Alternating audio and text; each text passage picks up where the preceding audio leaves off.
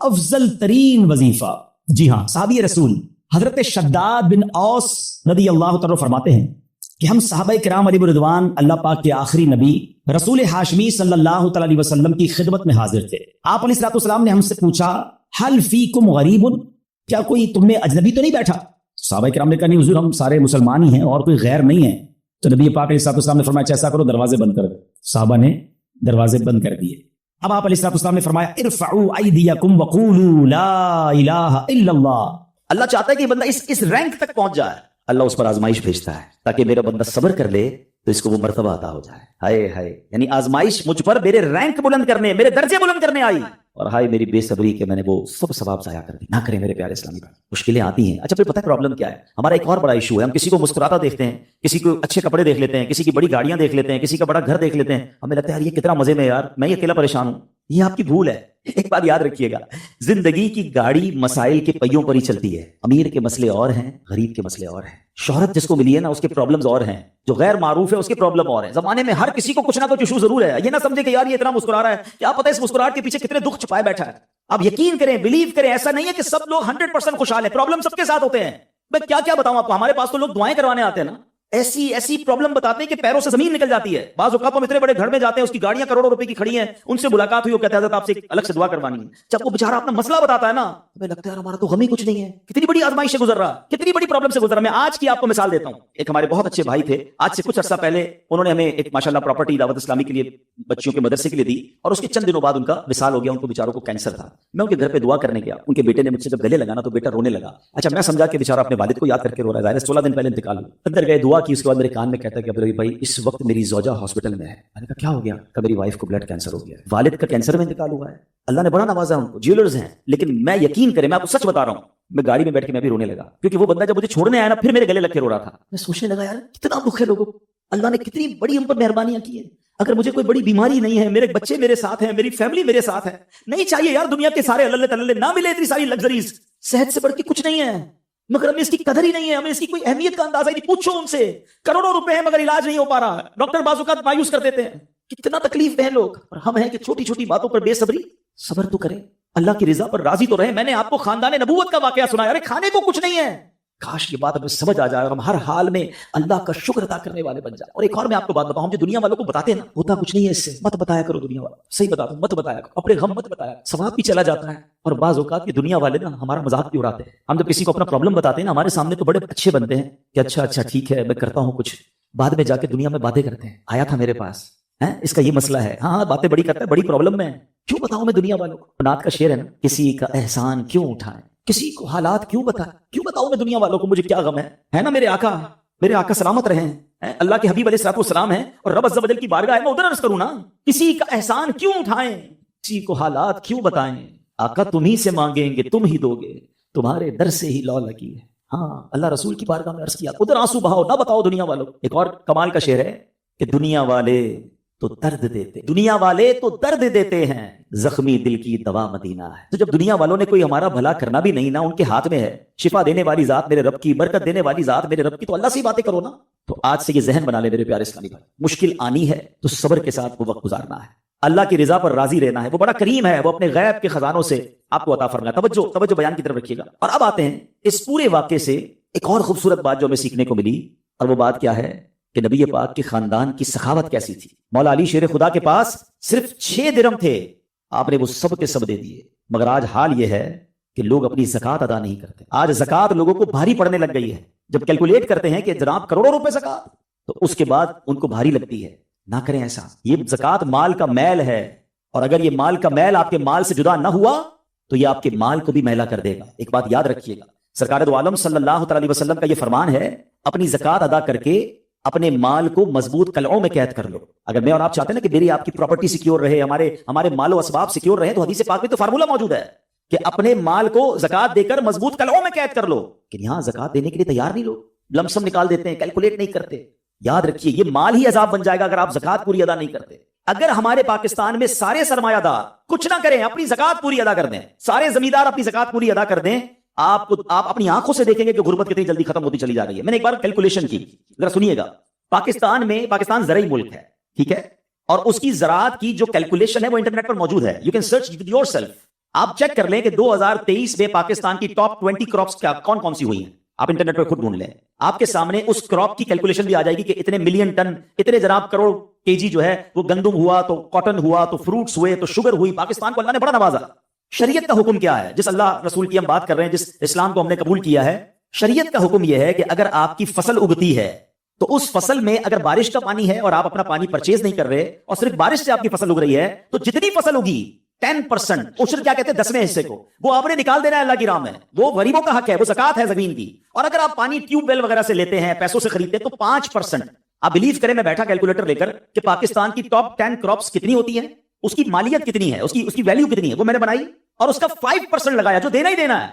آپ یقین کریں وہ بھی خربوں روپے میں بن گیا۔ یہ خربوں روپے کہاں ہے؟ اگر ہم زکات دیتے تو کتنے غریبوں کا بھلا ہو جاتا، کتنے گھر خوشحال ہو جاتے۔ یہ تو صرف زمین کی زکات ہے، پراپرٹیز کی زکات، اربوں خربوں روپے کے لوگ مالک ہیں، مگر جب کیلکولیٹر چلاتے ہیں نا، اوئے ہوئے ہوئے زکات جناب 10 کروڑ روپے بن جائے گی، تو پھر بھاری لگتی ہے۔ اللہ کے بندے، اللہ نے 4 ارب دیے ہیں تو 10 کروڑ زکات ہے نا، تو ٹینشن کائے کی ہے؟ شکر ادا کرو، اللہ نے دینے والا بنایا، مانگنے والا نہیں بنایا۔ مگر آج زکات بھاری پڑ گئی ہے۔ آپ کو پتا ہے قارون کیوں دھسایا گیا تھا؟ قارون یہ حضرت موسیٰ کا کزن تھا، یہ تورات کا عالم تھا اور بڑا عالم دین تھا، مگر جب حضرت موسیٰ نے اس کو زکات کا حکم دیا نا، اس کے پاس کتنے پیسے تھے کہ قرآن کہتا ہے اس کی خزانوں کی چابیاں ایک جماعت لے کر چلتی تھی، خزانے نہیں، صرف کیز آف دا ٹریجر، اتنا خزانہ تھا۔ مگر کیا ہوا یہ کہ جب حضرت موسیٰ نے اس کو کہا، اس زمانے پہ زکات کتنی تھی؟ ابھی تو 100 پہ 2.5 ہے نا، 1000 پہ 1۔ آپ نے فرمایا ہر 1000 پر 1 تم نے زکات دینی ہے۔ اس نے کیلکولیٹ کیا تو بہت بندے تھے، حضرت موسیٰ کے خلاف ہو گیا، زکات کا انکار کیا، اپنے خزانوں کے ساتھ زمین میں دھسا دیا گیا۔ پلیز خدا کے واسطے اس آواز کو سب مل کر آگے بڑھائیں۔ میں تو یہ سمجھتا ہوں جس طرح ہم نماز کی بات کرتے ہیں کہ نماز پڑھو، زکات دیں، بے شک کسی کو بھی دیں، جو حقدار ہے اس کو دیں، مگر زکات پوری دیں۔ پاکستان خوشحال ہو جائے گا، غریبوں کا بھلا ہو جائے گا۔ لیکن زکات جس کی ہزاروں لاکھوں میں ہے شاید وہ نکال دیتا ہے، مگر جب زکات کروڑوں میں ہو رہی ہے تو لوگوں کے دلوں پر بوجھ بنتی جا رہی ہے۔ اس کو بوجھ نہ بننے دینا۔ میں ایک دعا کرتا ہوں آج، اگر آپ کو لگے تو آپ بھی آمین کہہ دینا۔ اپنے لیے تو میں کئی بار یہ دعا کرتا ہوں کہ یا اللہ مجھے وہ مال نہ دینا جس کی زکات مجھ پر بھاری ہو جائے۔ اوہ آمین۔ یا اللہ وہ مال دینا کہ میں خوش دلی سے تیری راہ میں زکات دوں۔ اچھا یہ بھی بڑا ایشو ہے، پیسے نکلتے ہیں تو بھاری بڑے پڑتے ہیں۔ اللہ فرماتا ہے تم اس وقت تک بھلائی کو نہیں پہنچ سکتے جب تک اپنی پیاری چیز راہ خدا میں خرچ نہ کرو۔ آپ بہترین خرچ کرو نا، اللہ آپ کو اس سے زیادہ عطا فرمائے گا۔ اچھا جب بھی کیلکولیٹر، دیکھیں کچھ چیزیں کیلکولیٹر سے کیلکولیٹ ہوتی ہیں، مگر اللہ کی راہ میں جو خرچ کرنے والا معاملہ ہے نا، وہ رحمت کی کیلکولیٹر سے کیلکولیٹ ہوتا ہے۔ وہ میرے اور آپ کے کیلکولیٹر سے کیلکولیٹ نہیں ہوگا۔ آپ حساب کریں گے کہ یار مولانا صاحب کہہ رہے ہیں اللہ کی راہ میں خرچ کرنے سے مال کم نہیں ہوتا، کروڑ روپے ہیں، 2.5 لاکھ زکات دوں گا تو 97.5 بچ گئے، یہ تو کم ہو گئے۔ آپ اس کو کہیں نوٹ کر لیجئے، اگلے سال آپ کروڑ روپے کی زکات نہیں دے رہے ہوں گے، آپ اس سے زیادہ کی زکات دے رہے ہوں۔ یہ کیسے؟ جو بھی زکات دیتا ہے آپ اس کو پوچھ لیجئے، ہر سال اس کی زکات بڑھتی ہے۔ کیوں بڑھتی ہے بھائی؟ زکات تو کم ہو، پیسے کم ہونے چاہیے تھے۔ نہیں جناب، یہ میرے نبی علیہ الصلوۃ والسلام کا وعدہ ہے۔ ویسے تو میرے آقا جو فرمائے حق ہے، مگر اس حدیث میں اللہ کے رسول علیہ الصلوۃ والسلام نے قسم اٹھائی۔ آپ فرماتے ہیں میں قسم کھا کر کہتا ہوں اللہ کی راہ میں خرچ کرنے سے مال کم نہیں ہوتا۔ پھر تو لاک کر دو نا، پھر تو سمجھ جاؤ کہ جب نبی پاک قسم اٹھا کر فرما رہے ہیں۔ اچھا پھر آپ سب کو دیکھ لیں، جو بانٹ رہا ہے نا ہر سال اس کا بڑھتے ہوئے دیکھ رہے ہیں، کم نہیں ہوتا۔ یہ بے وقوفی ہے جو یہ سوچتا ہے کہ یار دے دوں گا تو کم ہو جائے گا۔ نہیں۔ اب پھر میں آخری بات کر دوں اپنے بیان میں، جو ایک اور ایشو جو بہت بڑا ہم دیکھتے ہیں، ایک تو زکات پوری دینی ہے اور انجوائے کر کے دینی ہے، خوش دلی سے دینی ہے، مزے لے کر دینی ہے۔ یہ نہیں کہ دل پر بوجھ، یار کیا کروں 1 سال ہو گیا اب تو زکات دینی پڑے گی، نہیں یہ نہیں۔ دو اور انجوائے کرو، اللہ کی راہ میں خوش دلی سے دو۔ ایک واقعہ سن لیں، بات اور کلیریفائی ہو جائے گی۔ حضرت ابو جعفر اپنے زمانے کے بڑے ابدال ہیں، ان کے گھر میں ایک فقیر آیا تو انہوں نے اپنی زوجہ کو کہا کہ اپنے پاس کیا ہے دینے کے لیے؟ کہ حضور صرف 4 انڈے ہیں گھر میں، نتھنگ ایلس، 4 ایگز اونلی۔ کہا یہ 4 ہی دے دو، ایمان اور عقیدہ اور بلیف دیکھیں، 4 دے دو۔ 4 دے دیے۔ تھوڑی دیر بعد دروازے پر دستک ہوئی، دیکھا تو ایک بندہ ٹوکری لے کر آیا۔ کہا کیا آئے؟ بیگم سے پوچھا، کہا آپ کے دوست نے انڈے بھجوائے ہیں۔ کہا کتنے آئے ہیں؟ کہا صاحب ذرا سنیے گا، کتنے آئے؟ تو کہا کہ 30 آئے ہیں۔ کہا 30 کس حساب سے آئے؟ ہم نے تو 4 دیے تھے نا۔ اب ایمان، ان کا عقیدہ اور ان کا بلیف دیکھیں، کیا 4 دیے تو 40 آنے چاہیے تھے، ایک کا 10 اللہ کا وعدہ ہے نا۔ تو کہا حضور آئے تو 40 ہیں مگر 10 انڈے ٹوٹے ہوئے ہیں۔ تو آپ نے اپنی زوجہ سے پوچھا کہ سچ بتاؤ جو تم نے 4 دیے تھے اس کی کنڈیشن کیا تھی؟ کہ حضور بات یہ جب میں نے 4 دیے تھے نا اس میں بھی 3 ثابت تھے، ایک ٹوٹا ہوا ہی تھا۔ یہ فارمولا آج یاد کر لو، پورے دو گے پورے ملیں گے، ٹوٹے دو گے ٹوٹے ملیں گے۔ اب آپ چیک کیجئے کہ جب اللہ کی راہ میں خرچ کرنے کی باری آتی ہے، میں اپنا مال دل سے نکلتے ہوئے دکھ ہو رہا ہے یا خوشی ہو رہی ہے، بہترین دے رہا ہوں یا بچانے کی کوشش کر رہا ہوں؟ ہمیشہ یاد رکھیں، ہم اللہ کی راہ میں خرچ کرتے ہیں، ہمارے پیسے نہیں پہنچتے وہاں پر، وہاں نیت پہنچتی ہے۔ اب مجھے بتاؤ نا یار، ہم اپنے لیے خرچ کرتے ہیں بہترین کھانا، بہترین لباس، اور غریب کو دینا ہے تو بچا ہوا لیفٹ اوور۔ اب اچھا اب میں کہتا ہوں 100 بندوں کو نہیں کھلا سکتے، نہ کھلائیں، 2 کو کھلائیں، اچھا کھلائیں، کوئی بات نہیں۔ آپ کسی کے دل میں خوشی تو داخل کریں، اپنے گھر والوں کے لیے لباس خرید لیں، 2 غریب بچوں کے لیے ویسا ہی لباس خرید لیں، پھر دیکھیں آپ کو کیسی برکتیں ملتی ہیں۔ تو ہمیں اس بار یہ ایک انداز اختیار کرنا ہے کہ ہم نے اللہ کی راہ میں بہترین خرچ کرنا ہے۔ اس کو ہم ایک غلطی کیا کرتے ہیں فطرے کی جو فطرے کی جو بات ہے اس میں تیار نہیں ہیں تو ان بدبختوں نے یہ فیصلہ کیا کہ حضرت ابراہیم علیہ السلام کو آگ میں ڈال دیا جائے. اچھا وہ کوئی نارمل آگ نہیں تھی, ایسی آگ نہیں تھی کہ لکڑیاں لگائیں اور جناب بندے کو ڈالنا ہے. ایک ایسی آگ تھی کہ جو اس وقت تک اتنی بڑی آگ لگائی نہیں گئی تھی, اور ایسی آگ تھی کہ پرندہ بھی اوپر سے گزرتا تھا تو وہ گزر نہیں پاتا, جل کے اس کے اندر کوئلہ بن جاتا. اور حضرت ابراہیم علیہ السلام کو اس آگ میں پھینکا جانے لگا. دیکھیں آج بھی اگر کوئی جیل میں قید ہو نا, سزا سنا بھی دی گئی ہو, تو اس کو یقین ہوتا ہے کہ کوئی نہ کوئی راستہ نکل آئے گا, ضمانت ہو جائے گی. یہاں تک کہ سزائے موت کے قیدیوں کو بھی یقین ہوتا ہے کہ چلے کوئی نہ کوئی چانس ہوگا, کوئی سزا معاف ہو جائے گی, کوئی عمر قید میں تبدیلی ہو جائے گی. سنا ہے پاکستان کی جیلوں میں کئی سال سے لوگ ہیں سزائے موت کے قیدی ہیں مگر ان کو سزائے موت نہیں ہو رہی, تو کوئی نہ کوئی یقین یا امید رہتی ہے. مگر حضرت ابراہیم علیہ السلام کو آگ میں پھینک دیا گیا, اپنی طرف سے اچھال دیا گیا. جبریل امین آئے اور آ کر کہا کہ اے ابراہیم کوئی حاجت ہے تو بتائیں. حضرت ابراہیم علیہ السلام کہتے ہیں مجھے تم سے کوئی حاجت نہیں ہے. کہا پھر جس سے حاجت ہے اس کو بتا دینا, اللہ رب العالمین کی بارگاہ میں تو عرض کریں. تو آپ نے کہا حسبی من سؤالی علمہ بحالی, اے جبرائیل میں کس حال میں ہوں میرا رب کریم جانتا ہے, اس کا جاننا میرے مانگنے سے بہتر ہے. اب یقین کا لیول تو دیکھے نا, اللہ دیکھ رہا ہے نا, میرے مانگنے سے بہتر یہ کہ وہ جانتا ہے, اس نے دیکھا ہے, اسے معلوم ہے مجھے آگ میں ڈالا جا رہا ہے. اگر وہ راضی تو میں بھی راضی. پنجابی شاعر کہتے ہیں نا, جے سونا میرے دکھ وچ راضی میں سکھ نو چلے پاوا ہوں. اگر میرا مالک میرے دکھ میں راضی ہے تو میں نے سکھ کو کیا کرنا. یہ کیسا یقین تھا. مگر اس یقین کا نتیجہ کیا نکلا کہ قرآن میں رب فرماتا ہے یا نار کونی برداً و سلاما علی ابراہیم. پھر آگ کو رب نے کیا حکم دیا, ذرا سمجھیے گا بات کو. اللہ کی قدرت کا کیسا نظارہ ہے اس واقعے میں. مجھے بتائیے آگ کا کام کیا ہے. آگ کا کام تو جلانا ہی ہے نا. عقل بھی کہتی ہے, سائنس بھی کہتی ہے, تجربہ بھی کہتا ہے جب بھی آگ ہے کوئی چیز ڈالو جلی جاتی ہے. مگر اسی آگ کو رب نے کیا حکم دیا, اے آگ ابراہیم پر ٹھنڈی اور سلامتی والی ہو جا. اللہ اکبر. حضرت ابراہیم کا ایمان ایسا تھا, یقین ایسا تھا کہ اتنی بڑی آگ جو ہے حضرت ابراہیم کے لیے گلزار بن جاتی ہے, باغ بن جاتی ہے. اچھا پھر ہوا کیا کہ نمرود جو ہے کچھ دنوں کے بعد, ایسا نہیں فوراً, کچھ دنوں تک آگ جلتی رہی. حضرت ابراہیم اس میں ڈالے جا چکے تھے. نمرود نے سوچا دیکھوں تو صحیح کہ ابراہیم کا حال کیا ہوا ہے. وہ اپنے محل کی چھت پر چڑھ گیا, اور چھت پر چڑھنے کے بعد اس نے آگ کی طرف دیکھا. وہ حیران ہو گیا کہ حضرت ابراہیم اس اتنی بڑی آگ میں ایسے بیٹھے ہوئے ہیں جیسے بندہ باغ میں بیٹھا ہوتا ہے. بالکل اس آگ نے کوئی بال بھی بیکا نہیں کیا. حضرت ابراہیم چند منٹوں یا چند گھنٹوں میں نہیں رہے. تفاسیر میں لکھا کہ حضرت ابراہیم علیہ السلام اس آگ میں ایک روایت کے مطابق 7 دن اور ایک روایت کے مطابق 40 دن اس آگ میں رہے. مگر جب آپ باہر آتے ہیں تو آگ نے کوئی اثر آپ پر نہیں ڈالا. اللہ اکبر. اچھا پھر اس نے کیا کیا, نمرود نے یہ کیا کہ ہو سکتا ہے یہ آگ کی جو نا یہ کیٹیگری ٹھیک نہیں ہے, یہ آگ جلانے والی آگ نہیں ہے. تو نمرود نے پریکٹیکل کرنے کے لیے ایک اور بندے کو اس آگ میں ڈال دیا.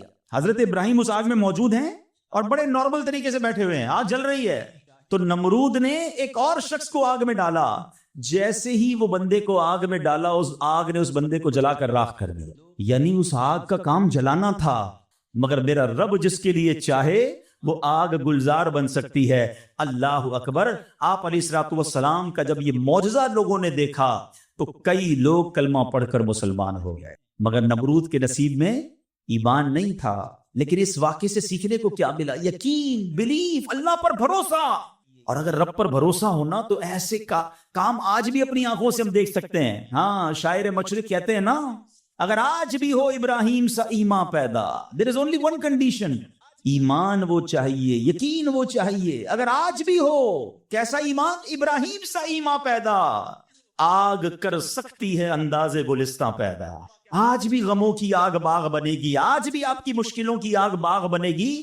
مگر پرابلم یہ ہے کہ یہ بھروسہ کہاں ہے, وہ یقین کہاں ہے اللہ پر. ڈگمگا گئے ہم لوگ, ہمارے یقین اور بھروسے ہل گئے. اللہ اکبر. آئیے ایک اور واقعہ سنتے. حضرت ابو مسلم خولانی رحمت اللہ تعالی علیہ, ان کو امت کا حکیم کہا جاتا تھا. بڑے کمال کی شخصیت اور بڑے عقل مند اور دانا تھے. آپ کے دور میں آپ یمن میں رہتے تھے اور آپ تابعی بزرگ ہیں. تابعی کس کو کہتے ہیں؟ جس نے کسی صحابی کو ایمان کی حالت میں دیکھا ہو اور اس کا خاتمہ بھی ایمان پر ہی ہوا. تابعی, سبحان اللہ. وہ تابعی بزرگ تھے, یمن میں رہتے تھے. آپ کے دور میں ایک شخص تھا اسود انسی. اس بندے نے معاذ اللہ نبوت کا جھوٹا دعویٰ کر دیا اور ایک دن زبردستی آپ کو اپنے پاس بلایا اور پوچھا کہ کیا تم گواہی دیتے کہ محمد صلی اللہ تعالی علیہ وسلم اللہ کے رسول ہیں؟ کہا ہاں بالکل، میرے آقا علیہ الصلوۃ والسلام اللہ کے نبی ہیں، سچے نبی ہیں، وہ میرے آقا ہیں، میں ان پر ایمان رکھتا ہوں۔ تو پھر وہ کہتا اچھا یہ گواہی دیتے ہو کہ میں بھی اللہ کا رسول ہوں؟ حضرت ابو مسلم خولانی کہتے ہیں کہ میں نے نہیں سنا تم کیا کہتے، یعنی سنا ہی نہیں اس کی بات، سنی انسنی کر دی۔ اسود انسی کو بڑا غصہ آیا، اس نے فوراً حکم جاری کیا کہ بڑی اور خوفناک آگ جلائی جائے۔ آگ جلائی گئی، ابو مسلم رحمت اللہ تعالی کو اس دہکتی آگ میں ڈال دیا جائے، حکم دے دیا۔ آپ کا ایمان ٹس سے مس نہیں ہوا، آپ کھڑے رہے اور آپ کو اٹھا کر آگ میں ڈال دیا گیا۔ سبحان اللہ، جس رب نے حضرت ابراہیم کے لیے آگ کو ٹھنڈا کیا تھا نا، گلزار کیا تھا، ابو مسلم خولانی رحمت اللہ تعالی کے لیے بھی وہ آگ سلامتی والی ہو گئی، بالکل صحیح سلامت آگ سے باہر آ گئے۔ اسود انسی نے جب یہ دیکھا کہ یہ اتنی بڑی کرامت، اب یہ لوگوں کو پتہ چل جائے گا تو میری تو نبوت کا جو دعویٰ ہے وہ بیڑا غرق ہی ہو جائے گا، تو ان کو آزاد بھی کر دیا اور کہا کہ فوراً یہاں سے آپ چلے جائیں۔ تو آپ کو یمن سے نکال دیا، آپ یمن سے نکلے اور مدینہ منورہ حاضر ہو گئے۔ غلامی میں نہ کام آتی ہے شمشیریں نہ تدبیری، غلامی میں نہ کام آتی ہیں نہ شمشیریں نہ تدبیریں، جو ہو ذوق یقین پیدا تو کٹ جاتی ہیں زنجیریں، کوئی اندازہ کر سکتا ہے اس کے زور بازو کا، نگاہ مرد مومن سے بدل جاتی ہے تقدیر۔ بات یقین کی ہے، بات ایسے کس کو کہتے ہیں، ایمان کی ہے۔ آج تو پرابلم یہ ہے، آج ہمیں کوئی سوال کر دیں ہم ٹینشن میں آ جاتے ہیں کہ واقعی اس بات کی دلیل کیا، اپنے ایمان کے بارے میں لوگ تذبذب کے شکار ہو جاتے ہیں۔ اللہ ایک ہے، اللہ واقعی موجود ہے، اللہ کہاں ہے، معاذ اللہ، ایسے ایسے سوال لوگ کر دیتے ہیں۔ اور چونکہ مطالعہ ہوتا نہیں ہے، علماء کی صحبت ہے نہیں، آپ سمجھیے بات کو، اس وقت جو ماحول ہے اپنے بچوں کے ایمان کی حفاظت کی فکر کرنے کا دور ہے۔ ہمیں پتہ ہونا چاہیے ہمارا ایمان کیا ہے، اللہ کے بارے میں، رسول کے بارے میں، فرشتوں کے بارے میں، قیامت کے بارے میں، جنت دوزخ، ہم کیا ایمان رکھتے ہیں اور اس کی ڈیٹیل کیا ہے۔ مسلمانوں کو اسلام کے بارے میں پتہ ہی کچھ نہیں ہے، اور اچھا جنہوں نے ایمان پر حملہ کرنا ہے ان کو سب پتا ہے، ان کو پتا ہے ان کو کیسے بہکانا ہے، ان کو پتا ہے ان کے دل میں شک کی پن کیسے چبونی ہے۔ تو خدارا یہ بات سمجھیے کہ اس وقت باقاعدہ ایسے لوگ، ایسے ادارے کام کر رہے ہیں کہ کسی طرح مسلمانوں کا ایمان چھین لیا جائے، ان کو اپنے رب سے ہی جناب یقین ختم کر دیا جائے، اسلام سے ہی ان کو ہلا دیا جائے، مگر فکر ہی کسی کو نہیں ہے۔ امام عشق و محبت اعلی حضرت نے 100 سال پہلے یہ بات کہی تھی، بتاؤ وہ 100 سال پہلے کے معاملات تھے، اب اور کتنے خطرناک ہو گئے۔ آپ نے لکھا تھا سونا جنگل رات اندھیری، چھائی بدلی کالی ہے، سونے والو جاگتے رہیو چوروں کی رکھوالی ہے۔ انہوں نے سمجھایا تھا کہ چور رکھوالے بن گئے ہیں، آپ کو اسلام کے لبادے میں اسلام کی بات کرنے آئیں گے اور ایمان لوٹ کے چلے جائیں گے، پتہ بھی نہیں چلے گا۔ کہتے ہیں آنکھ سے کاجل صاف چرا لیں یا وہ چور بلا کے ہیں، کیا محاورہ استعمال کیا ہے، آنکھ میں جب کاجل لگا ہو تو کون نکال سکتا ہے، آنکھ سے کاجل صاف چرا لیں یا وہ چور بلا کے ہیں، تیری گٹھڑی تاکی ہے اور تو نے نیند نکالی ہے۔ یہ دور غفلت کی نیند سونے کا نہیں ہے۔ ہمارے بچوں کو کتنا پتا ہے اسلام کے بارے میں، خود ہمیں کتنا معلوم ہے، لیکن یقین بزرگوں کا کیسا تھا کہ جناب ان کو آگ میں ڈال دیا جاتا تھا، وہ آگ باغ بن جاتی تھی۔ یقیناً آج کے دور میں یہ ٹیسٹ نہیں کریں گے ہم، اب یہ بھی نہ ہو کہ جناب کوئی کہے چلو جناب اسلام یقین جو ہے میرا، اسلام حق پر ہے کہ نہیں، آگ میں جاتا ہوں، آگ نہیں جلائے گی مجھے، پہلا ایسے یقین بھی تو لائے نا۔ یہ امتحان اور ٹیسٹ کرنا ہمارا کام نہیں، یہ اللہ والوں کا انداز ہوتا تھا۔ بڑی خوبصورت بات سمجھیے گا کہ ہمیں کس طرح اللہ پر بھروسہ رکھنا ہے۔ ایک شخص نے حضرت عیسیٰ سے کہا آپ اللہ پر کامل بھروسہ کرتے ہیں؟ کہا بالکل کرتا ہوں۔ کہا پھر پہاڑ سے کود جائیں، اللہ نے بچانا ہوگا تو تمہیں بچا لے گا، آپ کا رب بچاتا ہے کہ نہیں بچاتا دیکھتے ہیں۔ کیا خوبصورت جواب دیا حضرت عیسیٰ علیہ السلام۔ آپ فرماتے ہیں اللہ پر بھروسہ ضرور رکھتا ہوں مگر اللہ کا امتحان نہیں لیتا۔ تو یہ بھی بات سمجھنے والی ہے، اس طرح کے ٹیسٹ نہیں لیے جاتے اپنے آپ پر، مگر ان واقعات سے سیکھنا کیا ہے کہ یقین کیسا ہونا چاہیے، رب کے فیصلوں پر اطمینان کیسا ہونا چاہیے۔ سبحان اللہ، انہی حضرت ابراہیم علیہ السلام کا ایک اور واقعہ ہے نا، ایک قافلہ تھا 3 افراد، بلکہ اس میں سبحان اللہ 4 افراد ہیں، حضرت ابراہیم، حضرت اسماعیل، بی بی ہاجرہ، اور چوتھے کون تھے؟ حضرت جبرائیل۔ حضرت جبرائیل راستہ بتا رہے ہیں، یہ پورا قافلہ پیچھے پیچھے جا رہا ہے، کہاں جا رہا ہے؟ حضرت جبرائیل سے حضرت ابراہیم کو اتنا شوق تھا، پوچھتے ہیں اے جبرائیل ہماری منزل آ گئی؟ کہتے ہیں بھی اور آگے، ہماری منزل آ گئی؟ کہتے ہیں بھی اور آگے۔ لکو دک صحرا میں ایک ٹیلے پر جا کر، کون سی جگہ تھی جہاں آج مکہ آباد ہے؟ کچھ بھی نہیں تھا، کعبہ بھی نہیں تھا، اسی ٹیلے والی جگہ پر بعد میں کعبہ بنایا گیا۔ بالکل صحرا ہے، نہ پانی ہے نہ کھانا ہے۔ حضرت جبرائیل نے بتایا اے ابراہیم تمہارا مقام آ گیا ہے۔ حضرت ابراہیم کی اطاعت دیکھیں کہ وہ بیٹا جو 99 سال کی عمر میں دعاؤں کے بعد ملا ہے۔ حضرت اسماعیل آپ کو 99 سال دعا کرتے کرتے گزر گئے، پھر ملے تھے، مگر حکم کیا تھا کہ اپنے بیٹے کو اپنی زوجہ کو وہاں چھوڑ آؤ۔ حضرت ابراہیم اپنی زوجہ کو اپنے بیٹے کو جب چھوڑ کر جاتے، تھوڑے سے کھجورے ہیں، پانی ہے، تو بی بی ہاجرہ کیا کہتی ہیں؟ 3 بار کہا کہ ابراہیم کس کے سہارے چھوڑے جا رہے ہیں، کس کے سہارے چھوڑے جا رہے ہیں؟ حضرت ابراہیم نے جواب نہیں دیا، تو آخر میں کیا؟ نبی پاک صلی اللہ تعالی علیہ وسلم کا فرمان عظمت نشان ہے، بے شک جنت میں ایک نہر ہے جس کا نام رجب ہے، اس کا پانی دودھ سے زیادہ سفید اور شہد سے زیادہ میٹھا ہے۔ جو رجب میں 1 روزہ رکھے اللہ عز و جل اسے اس نہر سے سیراب فرمائے گا۔ سبحان اللہ، تو خوب روزے رکھنے ہیں۔ درود پاک کتنا خوبصورت، کتنا پیارا، کتنا نرالا وظیفہ ہے۔ آج آپ کو ایک حدیث سناتا ہوں، اور مجھے لگتا ہے کہ اس حدیث کو جب آپ سنیں گے تو ہم میں سے بہت سارے لوگ بھی شاید اسی طرح کی تکلیف میں شکار ہوں گے۔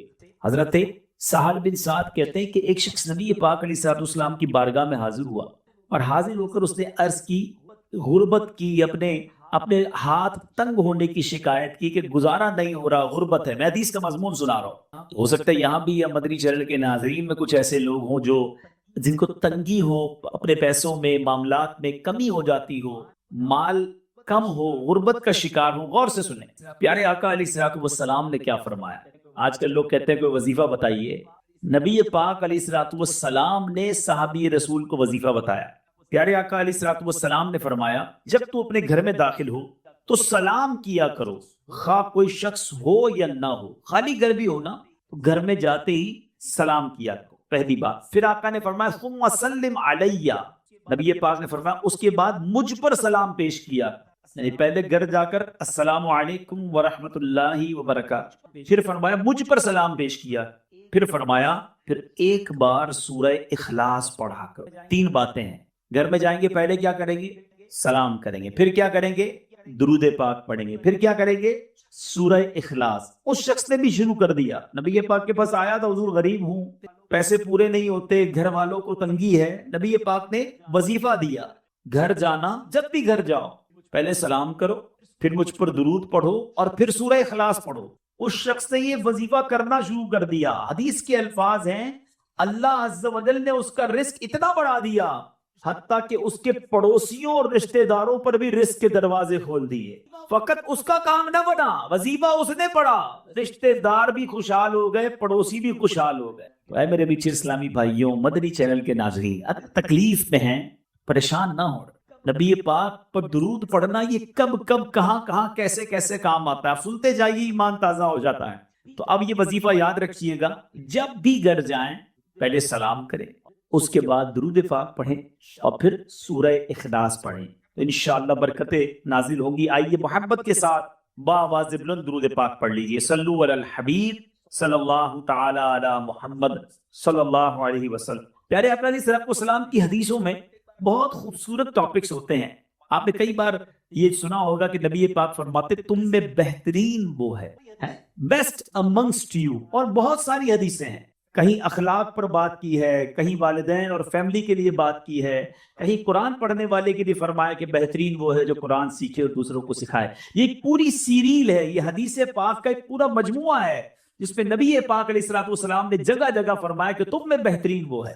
مگر آج میں ان حدیثوں میں سے چند حدیثیں پیش کروں گا، اور اللہ کرے کہ اس میں سے ہم کچھ سیکھنے میں کامیاب ہوں، کہ جس میں نبی پاک علیہ الصلوۃ والسلام نے فرمایا کہ وہ ہم میں سے نہیں، یعنی وہ شخص ہمارا اس سے کوئی تعلق نہیں ہے، ہمارے اندر وہ نہیں ہے جو اس بری عادت کا شکار ہے۔ تو آج دیکھنا ہے، چیک کرنا کہ کہیں کوئی ایسا کام تو زندگی میں نہیں کر رہا کہ نبی پاک نے اس کام کرنے والے کے بارے میں یہ فرما دیا ہو کہ وہ ہم میں سے نہیں، کیونکہ جس کو آقا نے فرما دیا ہم میں سے نہیں، اس کا بننا کیا ہے، اس کا بچنا کیا ہے؟ پھر تو کوئی اس کا حامی نہیں نا۔ امیر اہل سنت اپنے ایک شعر میں لکھتے ہیں نا، سبھی ٹھکرا چکے گر تم بھی مجھ سے ہو گئے ناراض، قسم رب کی کہیں کا نہ رہوں گا یا رسول اللہ۔